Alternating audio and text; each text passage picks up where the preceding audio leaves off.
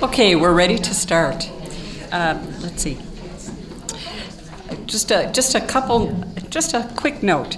This is an exciting time for the MG community. According to an article that there's a copy at the table, but it's long and technical, so I won't tell you all to go read it. It's called. It says, it's from the Journal of Neurological Sciences, and it says that this is the golden age of clinical trials for MG, with as many as 25 open studies right now. Yeah. Our goal today is not to recruit everyone in the room for a clinical trial, but I think we would like to understand how they work and what they hope to achieve. So with that, I'm going to introduce Dr. Malik. Thank you.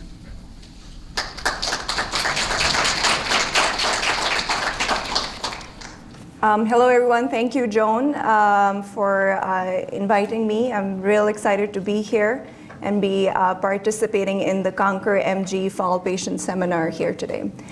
I see a lot of familiar faces in the room here, but for those of you who don't know me, my name is Rabia Malik. I'm a neuromuscular physician at Rush University Medical Center. So I came to Chicago about 5 years ago. Before that, I was at University of Iowa for 4 years, where I did my neurology residency training.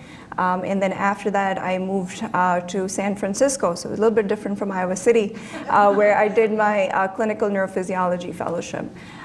So my interest in myasthenia gravis, and specifically in clinical trials in MG, was initially sparked about 2 to 3 years ago. My mentor was and is Dr. Matt Mariggioli, who's a familiar name in the MG community here in the Chicago area. And since then, we've been very successful in recruiting patients in a number of clinical studies, not just in MG, but in other diseases, neuromuscular diseases also. Hopefully by the end of the seminar, you'll understand a little bit more about clinical trials. You'll learn how critical it is in the process of expanding medical knowledge about disease and about treatment, and hopefully learn that with research and clinical studies, we increase the likelihood of developing medications and treatment which would be effective for MG, or more effective for MG. Okay, so with that, I'm going to begin here. So I have one disclosure which is relevant to the talk here today. I am participating in a phase 2 clinical trial that's sponsored by Raw Pharmaceutical. I serve as the principal investigator for Rush University. The objectives of this talk, we'll start off by talking a little bit about why now. Why is there suddenly so much interest in myasthenia gravis, and how come there are so many new treatment options that are being developed? We'll talk a little bit about antibodies in MG also. We'll review and understand some common terms that are used in clinical studies. We'll talk a little bit about who should participate in clinical trials, what are the benefits and risks of participating, and then if you are interested in participating in research, what are good questions for you to be asking your neurologist? Okay. Before I talk about what's new in MG, it's important to understand how far we've come. There's this beautiful quote by Dr. Jean-Martin Charcot, who is a French neurologist and recognized by many of us as father and founder of modern neurology. He said, "Disease is very old, and nothing about it has changed. It is we who change as we learn to recognize what was formerly imperceptible." And that rings very true for myasthenia gravis. So MG is an old disease. The first reported case in literature we can trace back to 1672, and it was described by an English physician, Dr. Thomas Willis. I would like to share with you a description of his case, which to some of you in the audience you might find a little amusing. So he describes this case of a young woman, and he says this is a case of a prudent and honest woman who sometimes can speak freely and readily enough, but after she has spoke long or hastily or eagerly, she's not able to speak a word, but becomes as mute as a fish. That was the initial description in 1672. A few years after this report was identified, there was another group of authors who identified a case perhaps even earlier than that. In 1644, of the Indian chief Opichankanuk, I think I said it right,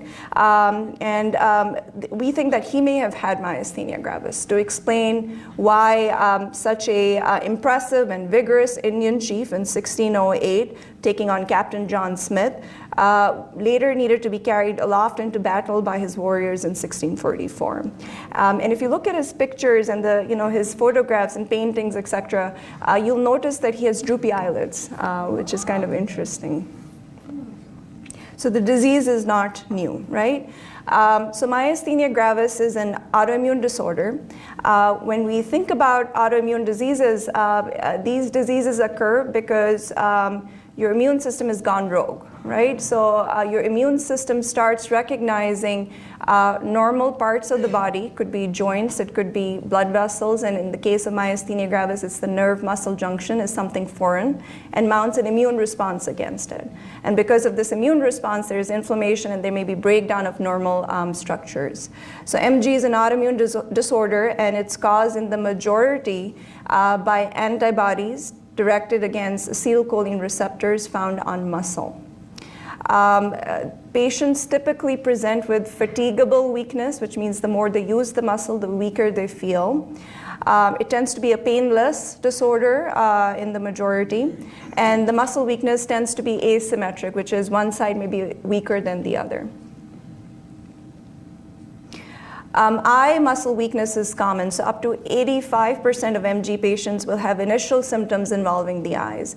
And these symptoms will be ptosis, which is droopiness of the eyelid, diplopia, which is double vision, or simply just blurred vision. Majority of these patients will develop generalized MG. The eye weakness tends to fluctuate, and it does change distribution. So it's not uncommon for me to see patients who have very significant droopiness on one side, and while I'm examining them, the droopiness shifts to the other side. So it does fluctuate and changes side. Other symptoms of MG, so 20% of patients will have prominent symptoms involving the speech and swallowing muscles. And this percentage is actually higher in those who have the MuSK myasthenia gravis, or the MuSK antibodies. The respiratory muscles may become weak also. So patients may experience difficulty breathing, may get very winded easily with light activities inside the home. And some of the earlier signs of diaphragm weakness are trouble sleeping at night. So these people have multiple awakenings at night, and that could be an early sign of respiratory muscle weakness. Neck muscles may become weak. Limb weakness or weakness of the extremities occur, and if it does occur, it tends to involve what we call the proximal muscle. So the shoulder and the hip muscles tend to be weaker. So the new information about MG is that we no longer think of myasthenia gravis as a homogeneous group. So we recognize that there are differences. New subgroups or categories have been developed based on age of onset. So there is something called early onset MG when patients present before the age of 50. And if patients present after the age of 50, they're classified as late onset MG. Another category is ocular, where patients only have weakness of the eye muscles versus generalized, where other muscles may be affected. Thymomatous versus non-thymomatous. So we differentiate MG based on history of malignancy of the thymus gland. So not all MG patients have tumors or cancer of the thymus gland called thymoma. There may be other problems or absolutely zero problems on imaging with the thymus gland. So that's also an important differentiating factor. And lastly, subgroups have been developed based on serum antibodies, or the antibodies that we find in the bloodstream. Antibodies, the other name for antibodies is immunoglobulin. It's a Y-shaped protein, It's the normal part of the immune system, and what it's useful for, it's recognizing foreign invaders like bacteria and viruses, binding to them, and then neutralizing or taking them out of the body. But in autoimmune disorders, these antibodies are attacking your normal nerve and muscle junction.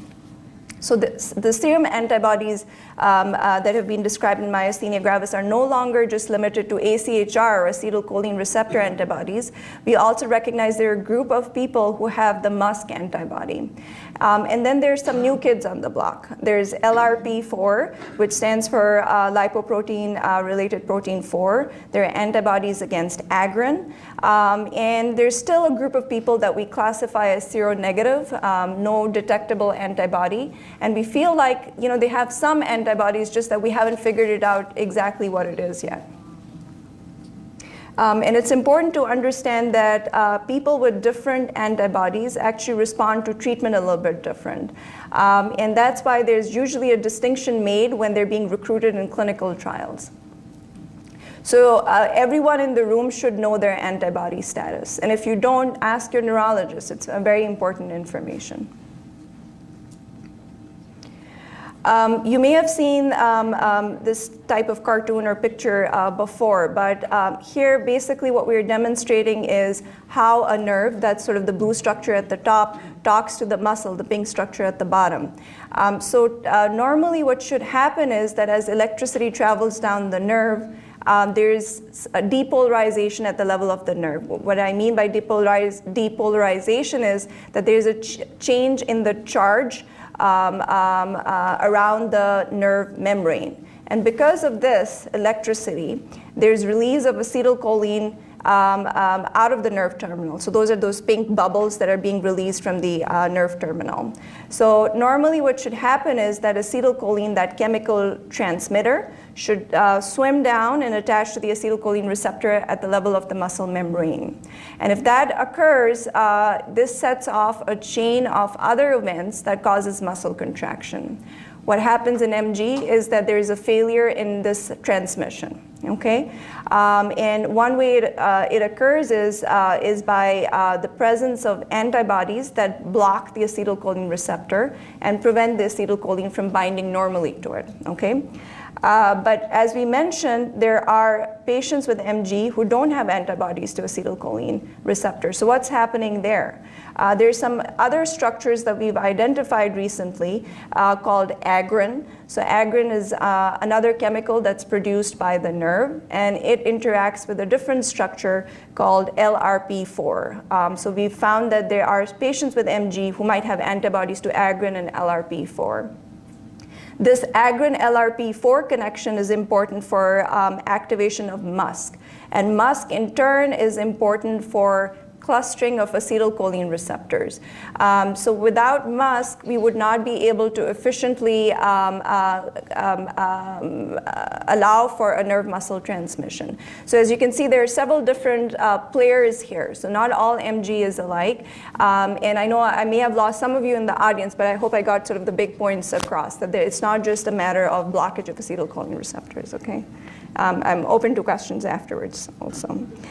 So it was in the 1960s when there was a Scottish physician by the name of Dr. John Simpson who first correctly surmised that MG is an autoimmune disorder. And he presumed or hypothesized that there was an antibody which was blocking the acetylcholine receptor and preventing the normal association of acetylcholine with the receptor. So this picture, which kind of looks like Tetris, right? The shaded or the dark part is the antibody, which is blocking the receptor and preventing the acetylcholine, which are blank and white here, from attaching. Our understanding of how acetylcholine receptor antibodies cause disease is also evolving. So not only do we think that there is a simple blockage happening at the receptor, we also think what happens is that it causes an internalization and degradation of receptors. So the number of receptors are actually also going down. And the third phenomenon that occurs is that these antibodies, these abnormal antibodies, are triggering a part of the immune system called the complement system. And that's sort of a whole cascade of inflammatory processes that can cause destruction at the level of the nerve-muscle junction. And it's because of this understanding that led to the approval of Soliris by the FDA in 2017. That's the action of the complement. So the Soliris medication helps by inhibiting the complement system of the immune system, complement part of the immune system. All right. So that was a little overview of MG and the different antibodies of myasthenia gravis. Let's shift gears and talk about clinical studies. We'll go over some terms that we use frequently in clinical studies. So clinical studies simply is research that involves people. There are two, with the purpose of adding to the medical knowledge. There are two types or two categories of clinical studies. One is called observational, and the other one is called interventional.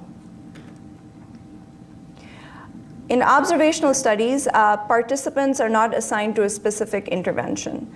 All participants will receive drugs or procedures as part of their routine medical care. And then the investigators will try and study which approach is better. So let me give you an example. So if I'm interested in learning how exercise, for instance, affects the blood pressure, what I'll do is I'll ask my patient, how much do you exercise? And then I'll measure their blood pressure.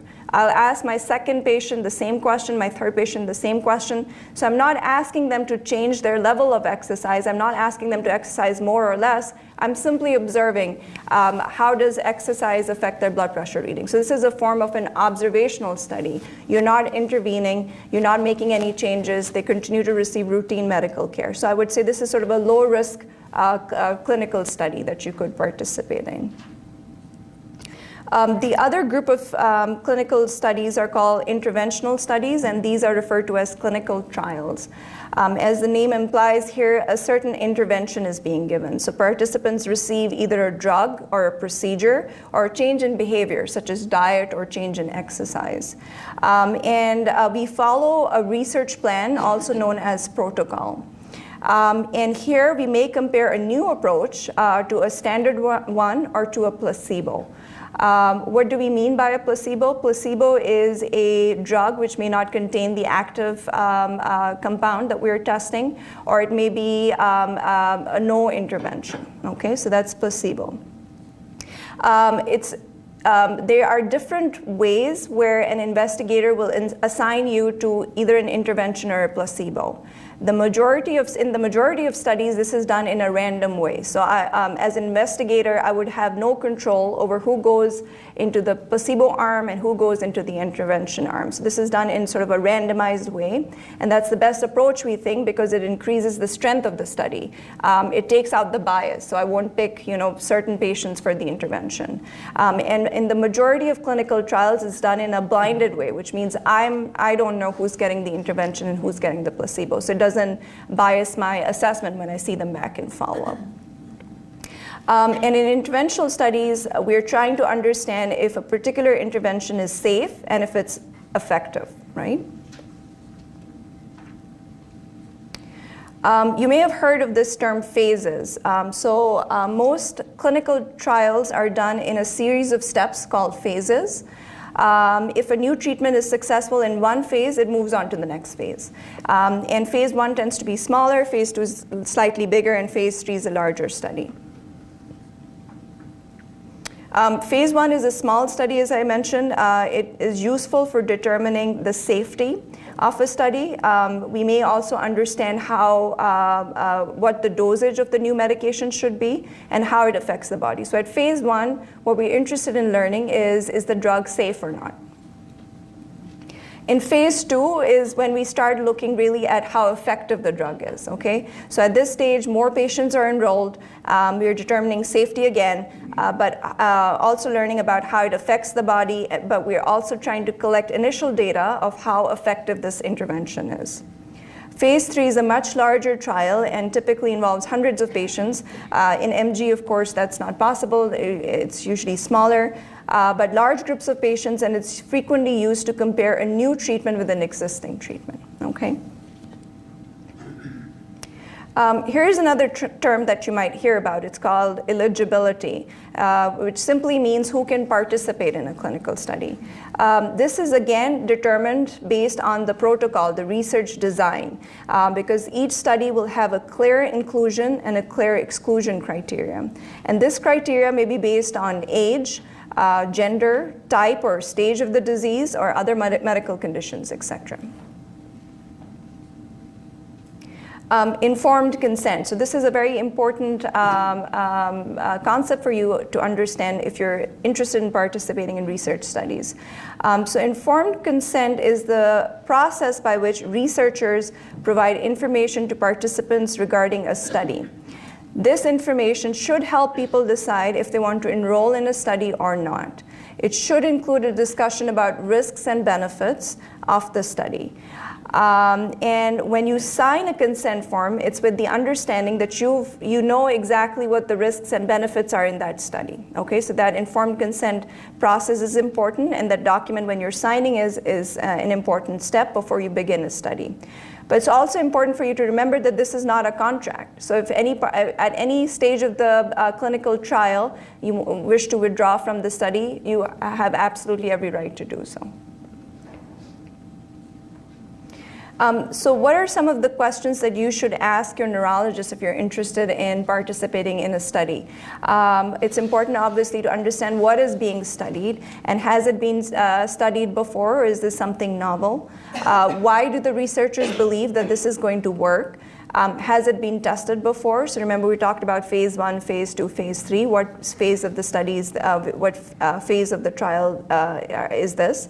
And what possible interventions may I receive? So it's not going to be just simply the matter of getting a drug or a placebo. There may be some additional things that may be required, including blood tests, chest x-rays, EKGs, etc. So you should be aware of all of those. And how will it be determined which interventions I receive? Will I be in the intervention arm, or will I end up in the placebo arm? So that's important information. How often do I have to visit the hospital and clinic? So typically in research studies, especially in the start of a research study, which is an interventional drug trial, we do have frequent clinic visits. And then will I be reimbursed for the extra visits? So those would be some of the questions I would ask my neurologist. For more information, I would recommend the following websites. A very useful resource is the Office for Human Research Protections, and it has very nice instructional videos that you can look at. And then another great site is the clinicaltrials.gov, which goes over some basic concepts of clinical trials. And also, if you're just interested in learning about what is new in research in myasthenia gravis, go to clinicaltrials.gov and you'll get all the information there. So lastly, I wanted to share a patient experience. So Dr. John Rogers is one of my patients. He's an associate professor at DePaul University College. He's currently participating in an observational study called Promise MG, which is very close to its end. So he couldn't be here, but he was kind enough to share some of his thoughts. He says, research allows us to learn how diseases like myasthenia gravis work, how they progress, and ultimately how best to treat them. Research relies on data to do this, and the more, the better. MG is not a common disease, occurring at a rate of approximately 2 per million people, so this data gathering can be difficult. If I can help in a small way, then of course I will. The hope is that better treatment regimens will be developed as a result, and even though I may not benefit from this directly, someone will.